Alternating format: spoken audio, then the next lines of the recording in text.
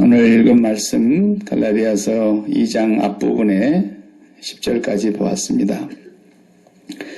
이 본문 중심에서 복음 안에서 누리는 자유라는 제목으로 하나님 말씀 우리 상고하겠습니다.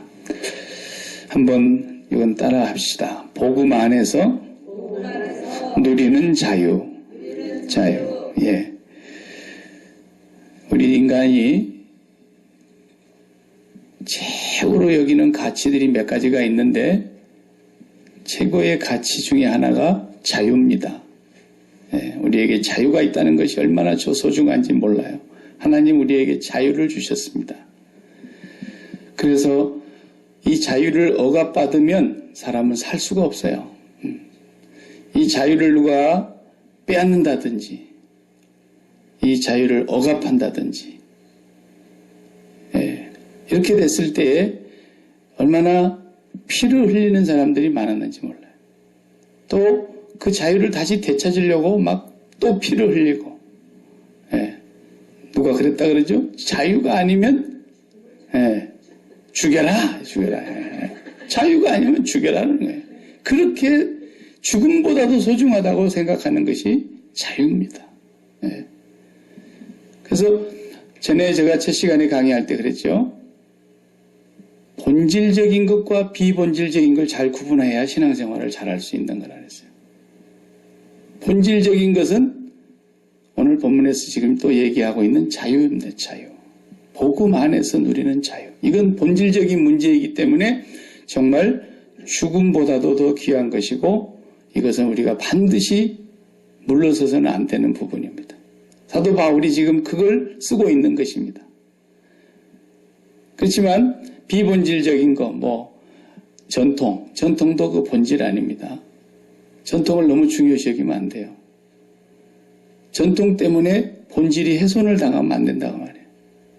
또 어떤 법, 사람이 만들어 놓은 율법, 제도, 조직, 또 일, 행사, 프로그램, 어떤 것도 다 비본질적인 겁니다. 그러니까 하나님 앞에서 우리가 이 본질적인 것은 목숨을 걸고 지키고 그 나머지 것들은 그냥 관용을 베풀어야 돼요. 사도 바울도 항상 그랬어요. 우상의 제물을 먹을 거냐 말 거냐 그거 가지고 얼마나 그 분쟁이 입씨름이 많았습니까? 저도 어렸을 적에 보면 5대가 넘어가면 제사를 안 지내고 시제를 모신다 그래가지고 이제 5대가 넘어가는 귀신들은 한 날 같이 모이시오 그래가지고 그 무덤해가지고 거기서 막 하고 그러잖아요. 그러면 그때가 막 동네 잔치예요. 그게 문중들이 또 저도 경쟁해가지고 누가 또 크게 하냐 그래가지고 막 무덤 봉분만큼이나 떡을 쌓아놓고 막 하고 그러잖아요. 그거 끝나고 나면 다 동네 또 난립니다. 물론 어렸을 적에 워낙 먹을 게 없었으니까 그것도 얼마나 맛있는지 몰라요. 없어 못 먹어요.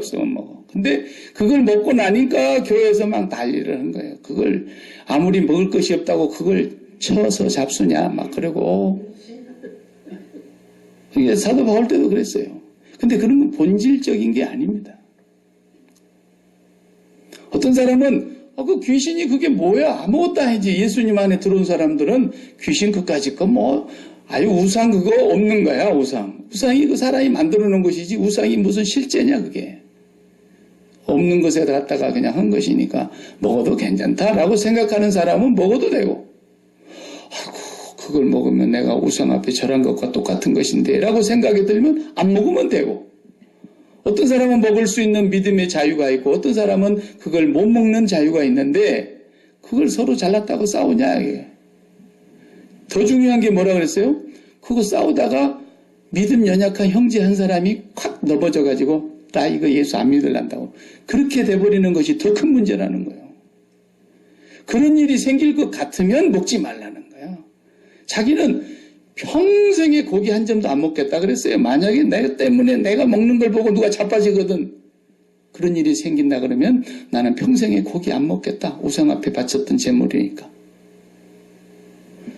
사도 바울은 소중히 여기는 것이 있었어요. 왜? 그 형제 하나가 어떤 형제인데 예수 그리스도의 십자가에 피 흘려 죽어서 값주고 산 형제인데 어떻게 네 마음대로 하는 그 자유 때문에 그 사람을 실족해갖고 마음에 상처를 입혀가지고 자빠지게 할 수 있냐 이거예요. 그러니까 우리는 이게 본질적인 것과 비본질적인 것을 잘 구분하면서 어떤 것은 좀 관용을 베풀어야 돼요. 예. 그래서 오늘 본문은 이제 바울 사도가 목숨을 걸고 있고 있는 심각한 문제, 제일 중요한 문제. 갈라디아서 2장의 내용에서 제일 심각하게 여기고 있는 문제 때문에 모든 일을 다 전폐하고 복음 전하는 일을 잠시 중단하고 예루살렘으로 올라갔습니다. 오늘 여기 1절에 그게 바로 나오죠. 14년 후에 내가 바나바와 함께 디도를 데리고 다시 예루살렘에 올라갔다. 이게 굉장히 중요한 얘기예요, 여러분. 그냥 편지에 이런 내용이 앞도 뒤도 없이 나오니까 이게 뭔 얘기인가 그러지만은 모든 일을 다 전폐하고 이 복음 전해야 될 사람이 복음 전하는 일을 중단하고 예루살렘에 쫓아 올라갔다 이거예요. 이건 그냥 넘어갈 수 있는 일이 아니기 때문에 죽고 사는 문제보다도 더 큰 문제이기 때문에 그게 이제 어디 나오냐면 사도행전 15장 4절부터 나와요. 사도행전 15장 4절의 얘기가 오늘 갈라디아서 2장 1절에 그냥 한 줄로 설명이 되어 있는 거죠. 왜? 복음의 안에서 자유를 누리고 살아야 되는데 복음을 받아들이고 사는 사람들의 자유를 빼앗는 사람들이 있었다는 거죠. 예수 안에 자유함이 있는 거예요. 예수 믿으면 굉장히 자유합니다. 얼마나 자유한지 몰라요. 예수 안 믿는 사람은 이사하는 날도 손을 봐야 돼요. 이게 손이 있는 날이냐 없는 날이냐. 그리고 또 가서 무당 단골레 같은 것들한테 물어봐가지고 동쪽으로 가야 되냐 서쪽으로 이사를 가야 되냐 이런 거 다 물어봐야 된다고. 예수 믿으면 그냥 주일 빼고 날씨 좋은 날 하면 돼요. 얼마나 자유롭습니까? 예수 안에는 모든 자유가 있는 거예요. 그러니까 어거스틴의 유명한 말, 네가 정말로 하나님을 진실히 사랑하느냐? 그러면 네 마음대로 해라 그랬어요. 얼마나 멋있는 말이지. 네가 하나님을 진짜로 사랑한다면 네 마음대로 하라는 거예요. 그 네 마음대로 하라는 말이 개판으로 살아라는 말이 아니죠. 네가 하나님을 정말로 사랑한다면 너는 그 하나님의 종이 되어서 하나님을 섬기라는 거예요. 여러분 아무리 골목대장하거나 아니면 저 어둠의 세계에서 조폭 그런 못된 짓을 해도요. 그 못된 남자가 사랑하는 여자를 만나면요. 양같이 온순해져 버립니다. 다른 사람 자기 밑에 졸개들 때릴 때는 몽둥이로 거의 거반 죽도록 두드러 패고 그렇게 포악하던 애도 사랑하는 자기 여자 앞에서는 아주 그냥 마음이 열려져 본다니까요. 그래가지고 그 여자가 나 죽겠네 그러면 그냥 꼼짝도 못해요. 네. 그죠? 그 사랑하는 여자가 다른 사람한테 붙들려 갔네 그러면 목숨 걸고 쫓아가요. 네. 왜 그래요? 사랑하면 거기에 종노릇하게 돼 있어요. 내가 사랑하는 것에 종노릇하게 돼 있다니까요. 반드시. 돈을 너무 사랑해봐요. 그러면 그 사람은 돈의 노예가 되고 말아요. 결국은. 돈 때문에 모든 걸 결정하는 거예요. 그냥 양심이고 인격이고 뭐 믿음이고 다 소용없어요. 돈 사랑하면 돈의 노예가 되는 거예요. 예. 자식 사랑해봐요. 자식의 노예가 되는 거예요. 그래서 오냐 하면은 오냐 자식이 무슨 자식 돼요? 그런 자식 된다는 거예요. 예. 우리가 이 세상에서 뭐의 종이 돼야 되느냐? 그걸 지금 사도 바울이 이 갈라디아서에서 말씀하려고 하는 큰 주제인데, 아니 예수 안에 그렇게 행복한 자유를 누리게 해놨더니 여기 오늘 본문에 보면은 4절에 그러잖아요. 가만히 들어온 거짓 형제들 때문이다. 아니 갈라디아 교회에 사람이 들어오기는 들어오는데 거짓 형제들이 들어오는 거예요. 거짓 형제란 말이 무슨 말이에요? 이름은 그리스도인이라고 들어오고 있는데 그리스도인이 아니에요. 형제라고 들어오고 있는데 거짓 형제들이에요. 전혀 그리스도와 상관이 없고 그리스도의 복음과 상관이 없고 진리와 상관이 없는 요즘 말로 하면 이단이죠. 신천지 같은 그런 못된 이단이라든지 그런 여호와 증인이라는 그 이단이라든지 이런 이단, 몰몬교, 개조심씨 계십니까? 이런 뭐 하고 다니는 이런 애들이 다 그때 말 요즘 말로 하면 다 이단 아닙니까? 예.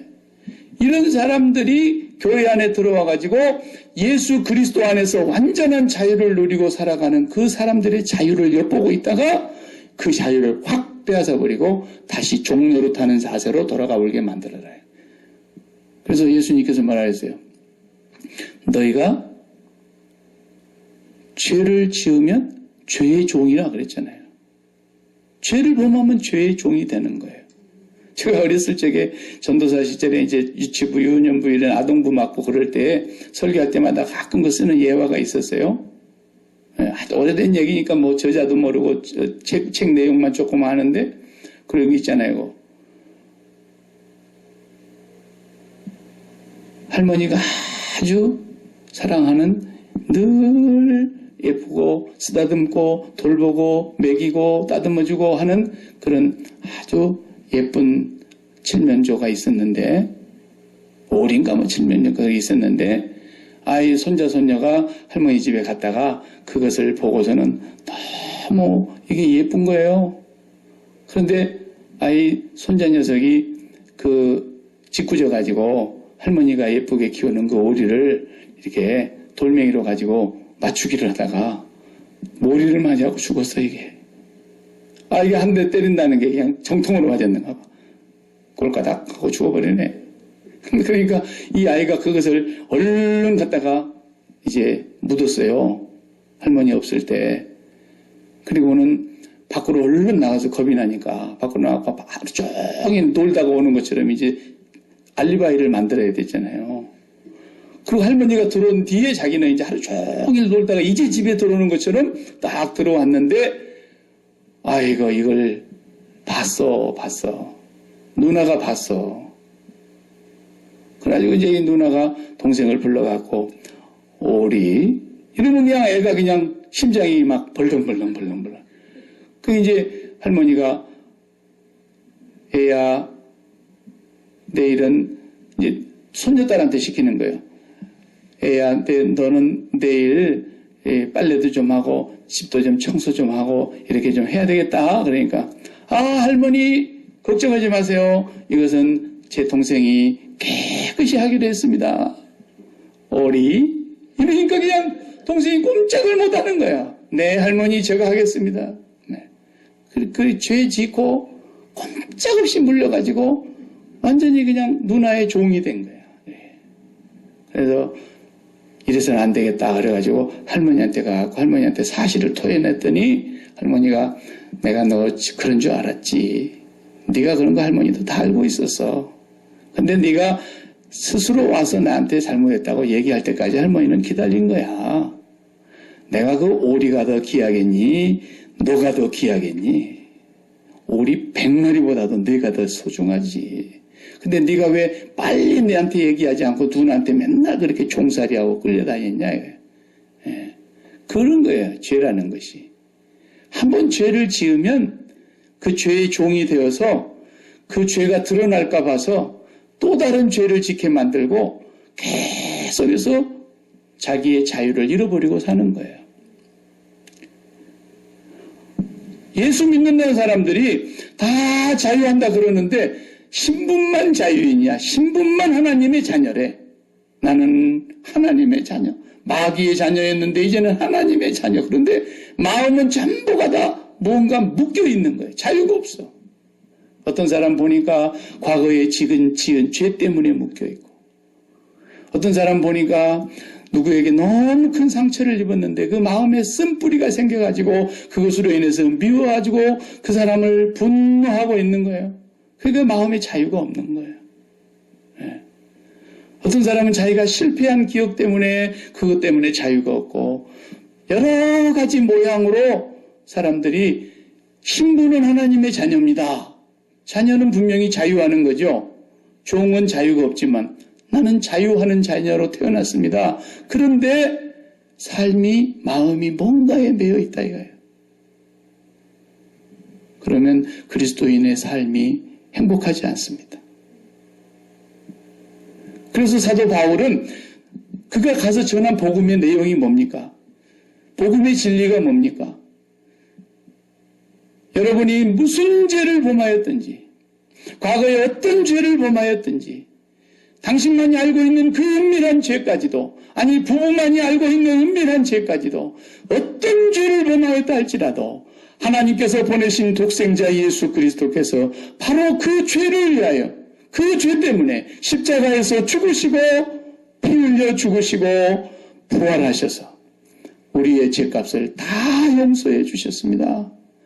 이 사실을 확실히 믿는 사람들이 예수 안에 있는 사람들인데, 예수 안에 있는 자에게는 뭐라 했어요? 로마서 8장 1절에 결코 정죄함이 없나니 그리스도 예수 안에 있는 생명의 성령의 법이 죄와 사망의 법에서 너를 해방하였습니다. 그래서 예수 안에 있는 사람은 어떤 죄를 과거에 지었든지 하나님이 용서하셨다. 하나님 용서했다. 여러분이 그걸 믿고 선포하고 날마다 그걸 여기고 살아야 되는데, 마귀는 계속 와가지고 야, 네 헌꼬라지를 봐. 네가 얼마나 그 죄가 못된 죄냐. 예수를 안 믿는 사람도 그렇게는 안 살아. 이 못된 인간아, 네가 그렇게 죄를 지어놓고 예수 믿으면 뭐 용서받는다고? 택도 없는 소리 하지 마라. 마귀는 계속 가서 우리의 과거의 죄를 정죄하면서 그 죄를 또 끄집어내고 또 끄집어내고 또 기억나게 하고 또 우리를 괴롭히는. 예. 그 사도 바울은 그리스도 예수 안에서 복음의 진리를 분명하게 선포해서 이방인들이 다 예수 안에 들어와서 자유를 얻고 살게 해놨더니, 이 거짓 형제들이 기어 들어와가지고 그 자유를 엿보고 있다가 그 조금만 잘못하면 그냥 팍 그걸 꼬집어가지고 봐, 네가 예수만 믿어갖고는 절대로 구원 못 받아. 너희들은 하나님의 백성이 아니야. 근본적으로 너희 이방인들은 그냥 지옥의 땔감이었는데 뭐 예수 믿는다고 죄 용서받고 그런다냐고. 그게 아니라 할례부터 받아야 돼. 할례를 받아야 아브라함의 자손이야. 그래서 너희들이 먼저 유대인이 돼야 돼. 할례부터 받아. 그 다음에 두 번째, 율법을 지켜. 이러면서 차곡차곡 다시 유대주의자들이 가르친 거예요. 그래놓고 나니까 이방인의 사도로서 사도 바울이 복음을 전했는데 그 복음을 다 무너뜨리는 거예요. 자, 사도행전 15장으로 잠깐 넘어가 보세요. 사도행전 15장 4절 1절부터 봐야 그 분위기를 이해를 할 수가 있습니다. 1절부터 분위기를 한번 볼까요? 자, 이방인의 교회가 안디옥 교회 아닙니까? 사도 바울이 담임 목사로 있는 교회. 그런데 15장 1절에 보면 어떤 사람들이 유대로부터 내려와서 어디로 왔어요? 안디옥으로 내려온 거야. 지금 사도 바울이 있는 안디옥 교회로 내려와서, 유대로부터 그 말은 예루살렘을 말하는 거예요. 내려와서 형제들을 가르쳤어요. 안디옥 교회에 와가지고 막 가르치는 거예요. 뭐라고 가르칩니까? 너희가 모세의 법대로 할례를 받지 아니하면 능히 구원을 받지 못하리라. 할례부터 받아야지 하나님의 자녀야. 막 이렇게 얘기하는 거예요. 구원받지 못해 할례 안 받잖아요. 그게 2절에 또 다 같이 봐요. 바울과 및 바나바와 그들 사이에, 그들은 누구예요? 유대로부터 내려온 형제들, 그들 사이에 적지 아니한 다툼과 변론이 일어난지라. 바울과 바나바는 안디옥 교회 담임 목사고 공동 목회를 하는 분이고, 유대로부터 내려온 사람들은 모세의 법대로 할례부터 받아야지 구원받는 거지, 너희들이 할례도 안 받는 이방인이 돼가지고 무슨 구원을 받는다는 거야. 이렇게 가르치니까 그 둘 사이에 적지 아니한 다툼과 변론이 일어났다. 오늘 본문에 이렇게 나오지 않습니까? 보통 싸운 게 아닙니다. 이건 싸워야 될 일이에요. 양보해야 될 일이 아니에요. 이것은 목숨보다도 더 소중한 복음을 사수하는 거예요. 적지 아니한 다툼과 변론이 일어났어요. 그래서 이제 형제들이 이 문제에 대하여 어떻게 할 거냐? 바울과 바나바와 및 그 중에 몇 사람을, 그러니까 안디옥 교회의 두 목사님과, 쉽게 말하면 두 목사님과 중직자 몇 사람을 함께 해가지고 어디로? 예루살렘에 있는 사도와 장로들에게 보내기로 작정하니라. 보냈어요. 예루살렘에 가서 이거 결판지고 오라. 왜냐하면 이거 심각한 문제입니다.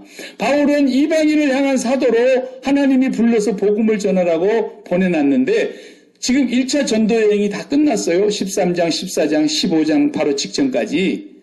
그래서 갈라디아 지역에 다 가서 복음을 전해놓고 와서 거기서 얼마나 많은 이방인들이 예수를 믿고 돌아왔는데 이거를 다 잘못된 것이라고 유대에서 온 사람들이 이렇게 복음을 혼란스럽게 한단 말이에요.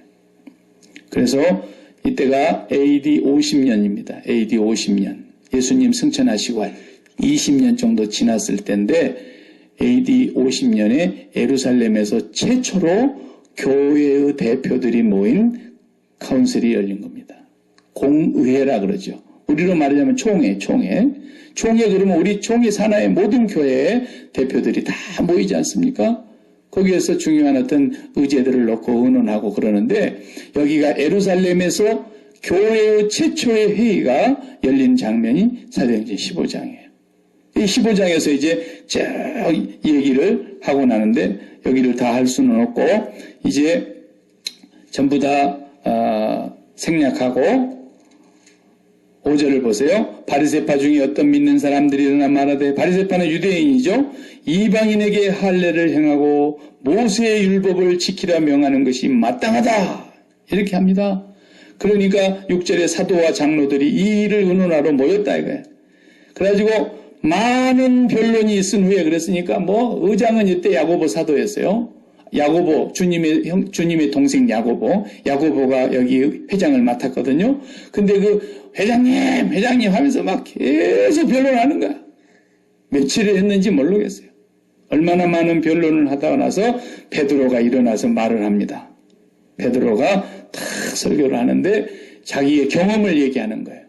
성령님께서 어느 날 내가 기도하고 있는데 하늘로부터 보자기가 내려오고 막 그 안에는 우리가 먹어서는 안 되는 더러운 부정한 짐승들이 가득 담겨져 있었는데 하늘로부터 집어서 먹어라 그런 소리가 들리는데 나는 어렸을 적부터 이런 것은 절대로 부정한 음식을 먹은 적이 없습니다. 안 먹겠습니다. 그러는데도 하늘에서 3번씩이나 그 장면이 보여지더니 어느 날 갑자기 그 환상이 사라지고는 밖에서 나를 찾는 사람이 왔다 그래서 가봤더니 이방인 고넬료라고 하는 사람이 백부장이 자기 집에 하인을 불러가지고 나를 데려오라 그랬다 그랬어. 그래서 나는 이방인의 집에 들어가서도 안 되는 유대인의 법을 어기고 하나님의 성령의 인도함을 따라 거기 갔다 이거예요. 가가지고 유대인으로서 이방인의 집에 오는 것은 불법인데 우리 규례에는 절대로 해서는 안 되는 일인데 내가 하도 그 환상이 신기하고 또 성령이 나에게 지시하기를 따라가라 그래서 내가 왔습니다. 뭐 때문에 왔어? 저를 불렀습니까? 그러니까 이 고넬료가 쭉 설명하지 않습니까? 그러자 베드로가 그 고넬료의 집에서 복음을 전합니다. 이방인인데. 그러자 그 복음을 전하는 자리에 말씀을 전하고 있는데 성령이 말씀을 듣는 자들 위에 임하시는 거예요. 그러자 베드로가 그 안에 있는 모든 사람들을 예수 이름으로 세례를 베풀었습니다. 그 고넬료와 고넬료 온 집안이 다 예수를 믿고 구원을 얻은 거예요. 이런 경험을 베드로가 했단 말이에요. 그러니까 이방인이라도 모세의 율법을 지키고 할례를 받아야만 구원받는 것이 아니라 예수 그리스도 내가 전한 그 복음을 믿는 사람은 다 우리와 한 형제인 것입니다. 베드로가 이제 설교를 막 해대는 거예요. 거기 그 회의 장소에서. 그렇게 하고 나서 다 얘기 끝나고 나니까 어떻게 됩니까? 결론이 20절에 이 19절 20절 보세요. 회의 결론이 딱 나왔어요. 그러므로 내 의견에는 이건 주님의 동생 야고보가 하는 말이에요. 내 의견에는 이방인 중에서 하나님께로 돌아오는 자들을 괴롭게 하지 말라는 뭔 말? 율법을 지키라, 할례를 받으라 이렇게 괴롭게 하지 말라는 거예요. 그러지 말고 다만 우상의 더러운 것과 음행과 목매어 죽인 것과 피를 멀리하라고 편지하는 것이 옳으니 이것만 지키게 하고 우리와 동일한 형제로 받아들여야 된다. 네. 우상 섬기는 거 하지 말고 그 다음에 음행하지 말고 그 다음에 개고기 맛있다고 그냥 목을 매갖고 달아 매갖고 때려서 그런 거 잡아먹는 그런 거 먹지 말고 그런 거 하지 말고 그렇게 피를 멀리하고 이런 것은 너무 잔악한 것이니까 그런 걸 하지 못하게 하고 예수만 믿으면 구원받는 거다. 예수만 믿으면 모든 죄를 사함받고 이방인이든 유대인이든 남자든 여자든 뭐 부자든 가난한 사람이든 좋은 주인이든 다 자유함을 얻고 구원을 얻는 것이다. 이것을 예루살렘 회의에서 딱 결정 내준 거예요. 그 결정을 가지고 내려온 것입니다. 그래서 이 갈라디아서에서 지금 다시 본문으로 돌아가 보면 2장 2절에 계시를 따라 올라가 내가 이방 가운데서 전파하는 복음을 그들에게 제시했어요. 유력한 자들에게 사사로이 한 것은 내가 다름질하는 것이나 다름질한 것이 헛되지 않게 하려 함이라 그랬어요. 여기 그 하나님의 계시의 응답으로 자기가 이제 올라갔어요. 예루살렘 아까 회의한 대로 올라가가지고 결론은 뭐였어요? 여기 유력한 자들에게 사사로이 한 것은 유력한 자들이 누굴까요? 여기서 교회에 유력한 자들이 있었다는 얘기는 지금 얼른 얘기하기는 야고보, 게바, 요한 여기 야고보는 주님의 동생 야고보예요. 야고보, 게바, 베드로, 요한 이런 제자들을 얘기하는 거예요. 이 사람들은 예루살렘 교회에 가장 유력한 사람들이죠. 예수님의 제자니까. 제자 중에도 제자입니까? 세 사람. 그러니까 이 사람들이 굉장히 유력한 사람들이지만 여러분 6절을 보세요. 바울이 뭐라고 그랬는가? 유력하다는 이들 중에 본래 어떤 이들인지 내게 상관이 없으며 I don't care. 그 사람들이 유력하다. 그 사람들이 대단하다. 그 사람들의 스펙이 뭐 뛰어나다. 아무 상관없다는 거예요. 사도 바울은. 하나님은 사람을 외모로 취하지 아니하시니 저 유력한 이들은 내게 의무를 더하여 준 것이 없고 그 유력한 사람들이 바울 사도에게 뭐 가르쳐 준 거 하나 없다는 거예요. 바울 사도에게 조금이라도 더 바울 사도가 몰랐던 것을 깨닫게 해준 거 하나도 없다는 거예요. 네. 그러니까 우리가 예수 안에 있으면 정말 자유를 얻는 것인데 이상하게 교회에서 예수 믿는다는 사람들이 자유롭지 못하는 사람들이 참 많아요. 의외로. 그 어떤 사람들이 그런가 봤더니 복음과 율법을 바꾼 사람들이에요. 이것은 가르치는 목사에게 제일 1차적인 책임이 있습니다. 제일 무서운 책임이 목사에게 있어요. 왜? 복음을 전한 사람이 잘못 전했기 때문에 그런 거예요. 예. 예를 들면 집사가 돼가지고 말이야 새벽기도도 안 나오는 게 무슨 집사야. 그래서 막 새벽기도 하나 갖고 사람을 막 쥐어짭니다. 그러면은 새벽기도가 본질적인 겁니까? 비본질적인 겁니까? 기도는 본질적인 걸일지라도 새벽에 하는 것이냐 낮에 하는 것이냐 집에서 하는 것이냐 밤에 하는 것이냐 그건 비본질적인 거예요. 그런데 막 전화기도도 안 나와. 금요기도 나와야지. 그래갖고 복 받겠어. 막 부흥 강사들 그러잖아요. 반말 찍찍하면서. 11절 할 때만 도둑놈들이 말이야. 막 그러면서 막 함부로 얘기하고. 다 이렇게 하는 거예요. 그러면은 교인들의 입장에서는요. 예수님의 은혜는 싹 다 도망가고 뭐만 남아요? 아이고 내가 지난주에 교회 안 갔더니 바로 감기 걸렸구네. 내가 지난주에 11조 떼먹었더니 하나님께서 3배나 가져가셔버리네. 이제 이것이 전부가 다 형벌로 느껴지는 거예요.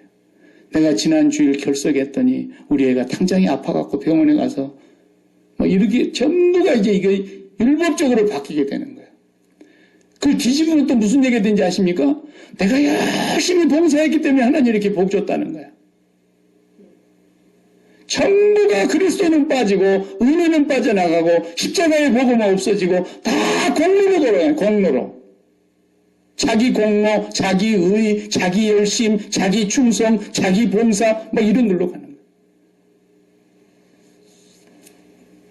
부흥강사들 정말 심판받을 사람들 많습니다. 나는 그래서 부흥강사 자격도 없지만은 부흥강사 내가 하지도 않죠. 네. 부흥강사가 별거겠습니까? 불러주면 가서 하는 거지. 그러나 조심해야 될 것은 그렇게 막 성도들의 호주머니를 쥐어짜면 성전을 주라는데 말이지 헌금도 안 하고 무슨 벌을 받겠냐고 막 이렇게 하면서 성전이 뭔데 성전이 이게 성전입니까 이게? 이게 건물이 성전이냐고요. 그래도 막 거기다가 그냥 목숨을 걸게 만들어가지고 그야말로 모든 성도들의 마음 목사가 설교 내용도 성전, 기도 내용도 성전, 그냥 광고 내용도 성전, 맨날 성전 그러면서 그렇게 하니까 교회 가난한 사람들은 헌금도 못하지. 이번 주에도 또 헌금 얘기할 텐데 그냥. 그러니까 이게 교회가 복음은 다 없어지고 전부가 율법주의적인 신앙생활로 되돌아가게 만들어버리는 거예요. 이건 무서운 겁니다, 여러분. 이건 무서운 거예요. 중요한 게 뭐예요? 내가 그 예수 그리스도의 복음 안에 거하면서 나 같은 죄인을 이렇게 사랑하시다니. 된장에다가 3년씩이나 쑤셔 박아 넣어놨다가 먹는 장아찌처럼 내 평생의 죄에 쩔여서 나는 지은 것이 죄밖에 없고 생각하는 것이 죄밖에 없고 행하는 것이 죄밖에 없고 내 마음에 품고 사랑하는 것이 죄밖에 없는데 나 같은 이런 죄인을 십자가에서 그리스도께서 죽으시고 용서해 주셨다고 하는 그 사랑의 복음 안에서 자유함을 누리게 해주는 것이 먼저지. 그 자유를 누리고 그 자유를 깨닫고 그 자유 안에서 삶을 살게 하는 것이 더 소중한 것이지.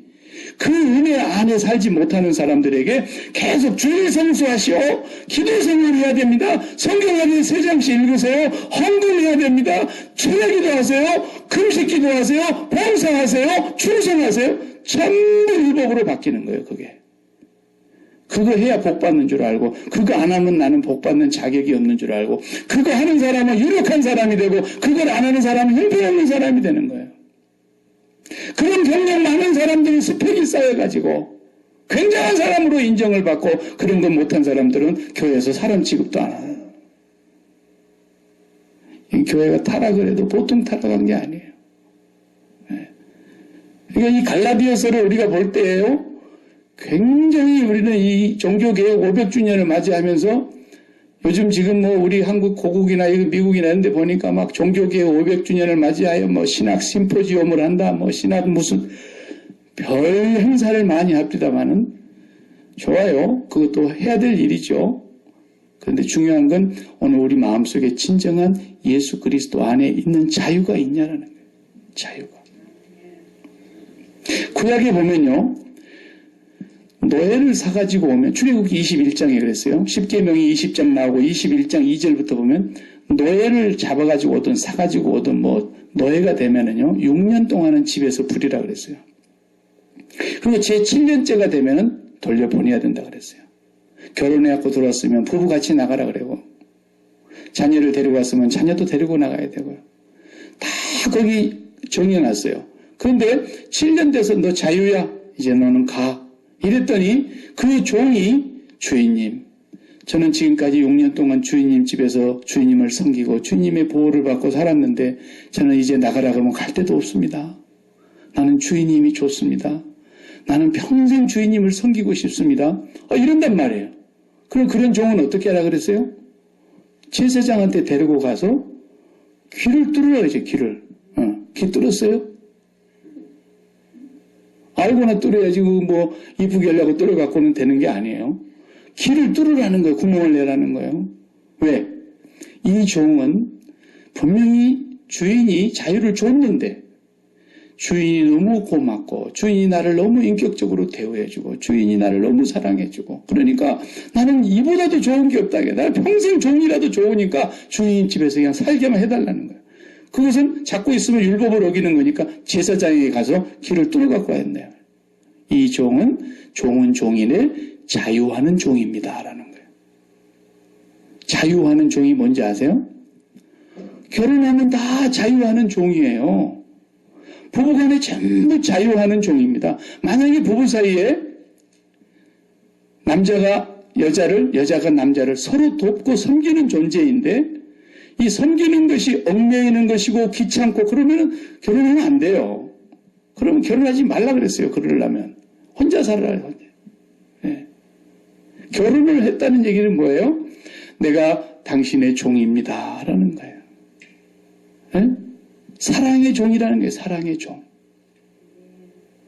그러니까 예수 그리스도의 그 십자가의 은혜 아래서 우리가 주님을 종으로서 섬기는 거예요.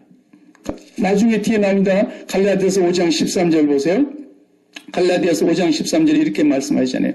형제들아 너희가 자유를 위하여 부르심을 입었으나 여러분 다 왜 불렀는지 왜 불러주셨어요? 하나님께서 자유 주시려고 불렀다니까요. 너희는 이제부터 자유야.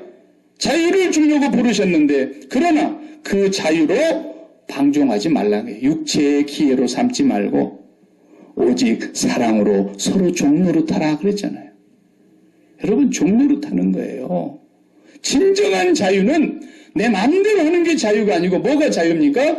뭔가에 매이는 것이 자유하는 거예요. 근데 그 매임이 사랑으로 매여야지 억지로 매이면 안 되죠. 사랑으로 매이는 종노릇. 그래서 우리가 예수 그리스도께서 십자가에서 죽으시고 우리를 자유케 하려고 부르셨는데 우리에게 이제는 너는 자유다라고 말했지만 나는 주님을 떠날 수 없습니다. 주님 우리에게 자유를 주셨어요. 그러나 이 종이 주인을 떠나지는 않고 나는 주인이 최고 좋습니다. 나는 주님만 섬기겠습니다. 그래서 주님이 우리를 길을 뚫으신 거라니까요. 그래서 우리는 주님을 사랑으로 섬기는 자들이에요. 그래서 주님을 사랑으로 섬기고 주님을 사랑으로 우리가 주님을 위해서 봉사하기 때문에 그런 자유를 누려야 된다는 거예요. 이거 하면은 복 받을 것 같고 이거 안 하면 복을 못 받을 것 같고 이거 하게 되면 내가 사람들한테 인정을 받을 것 같고 이거 안 하면 내가 사람들한테 무시당할 것. 맨날 경쟁적으로 뭘 하는 거.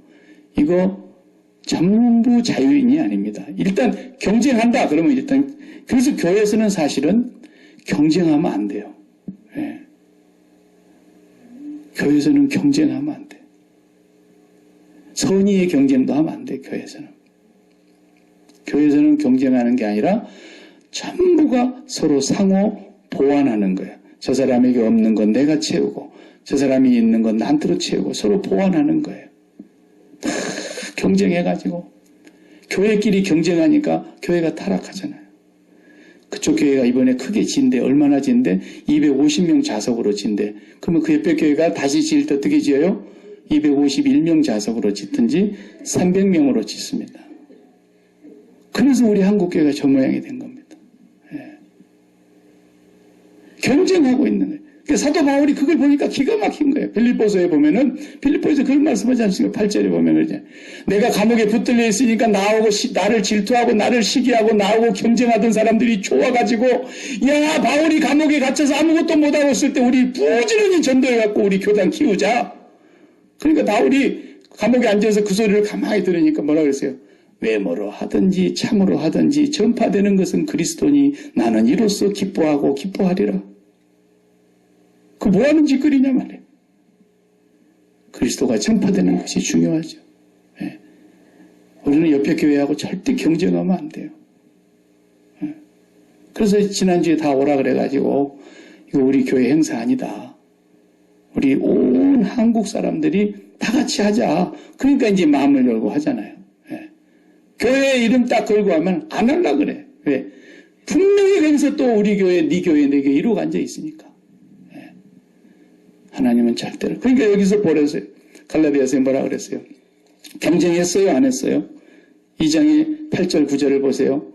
베드로에게 역사하사 그를 할례자의 사도로 삼으시니가 또한 내게 역사하사 나를 이방인의 사도로 삼으셨느니라. 베드로는 하나님이 이방인이 아닌 유대인의 사도로, 바울은 이방인의 사도로 하나님이 각각 사명을 지어서 보내신 것이지 다른 거 하나도 없다. 그리고 누가 유력하냐, 누가 스펙 아무 소용없다. 여러분 스펙 때문에 기죽지 마세요. 스펙 때문에 우리가 자유함이 없어서는 안 돼요. 사도 바울처럼 당당해야 돼요. 왕 앞에서도. 왕이요, 내가 이렇게 오늘도 죄는 없지만 이렇게 부당하게 잡혀와서 재판을 받고 있지만 내가 이렇게 묶여있는 것을 제외하고는 왕이 나와 같기를 바랍니다. 이런 정도의 자부심이 있어야죠.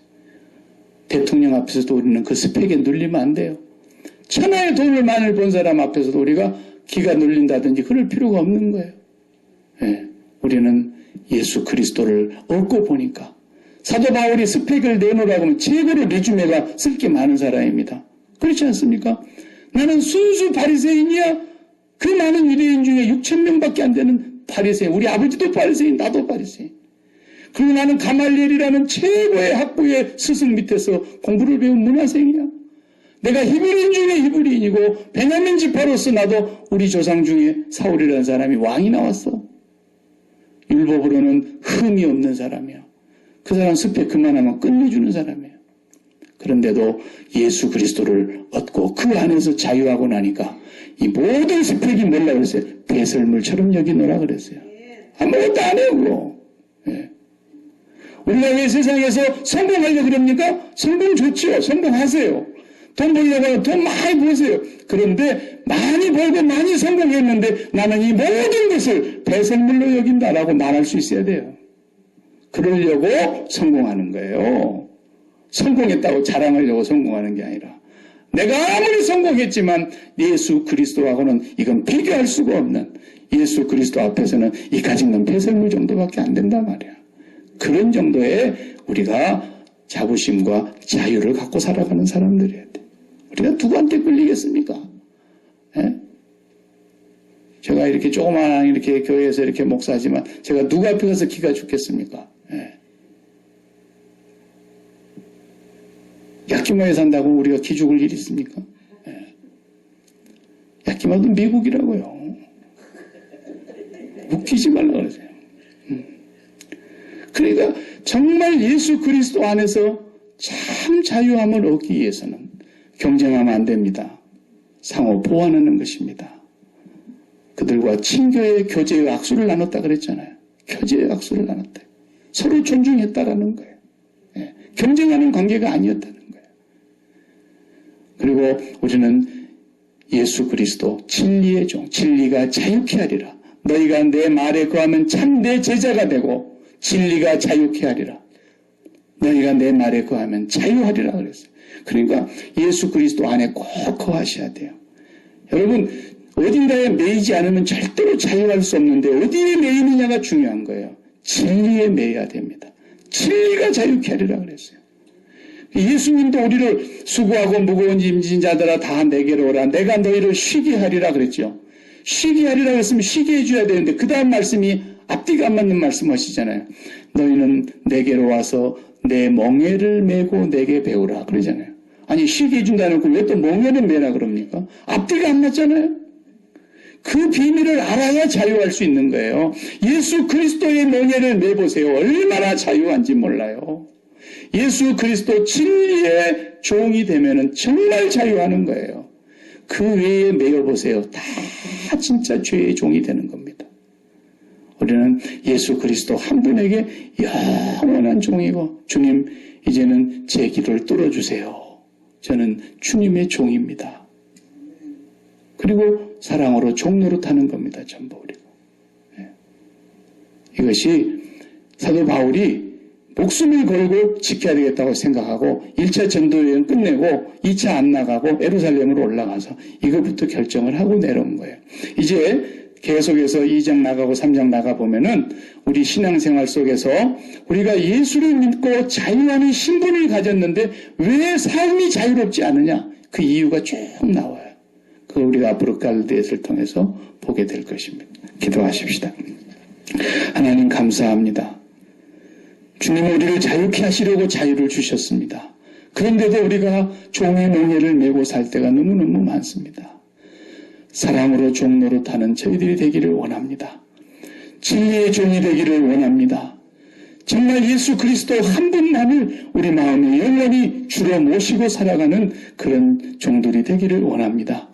어떤 가운데서도 경쟁자의 삶을 살지 아니하고 상호 보완하고 서로 약점을 담당하고 서로 무거운 짐들을 나눠지고 서로 사랑함으로 종노릇할 수 있는 저희들 그 속에서 참 그리스도인의 자유를 누리게 하여 주시옵소서. 예수님의 이름으로 기도하옵나이다. 아멘.